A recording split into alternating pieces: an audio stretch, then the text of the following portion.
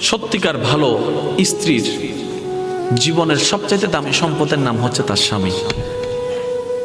মাকে, বাবাকে, পরিবারকে সব কিছু ছেড়ে ওই স্বামী নামক শব্দটাকে খুশি করার জন্য সবকিছু ছেড়ে অচেনা এক পরিবারের মধ্যে চলে আসে। সুবহানাল্লাহ।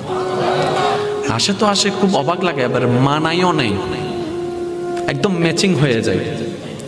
যেখানে যাই সেই রকম একটা মেন্টালিটি আল্লাহ পাক তাদেরকে দান করেছেন ম্যাচিং হয়ে যাওয়ার জন্য।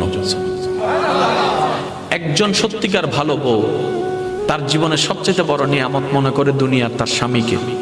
কারণ সবাই তার সাথে বেঈমানি করবে, আমার স্বামী কখনো আমার সাথে বেঈমানি করবে না। সবাই আমার হাত ছেড়ে দিবে, আমার স্বামী কখনো আমার হাত ছাড়বে না। এখানে যারা বিবাহিতরা আছেন, আমি ছোট্ট মানুষ হিসেবে শ্রদ্ধার সাথে একটা কথা বলি। এক ঘরের নিচে থাকলে, একই ছাদের নিচে থাকলে অনেক কিছুই হবে, মন মালিন্য, পক্ষে বিপক্ষে, পছন্দ অপছন্দ অনেক কিছুই হবে।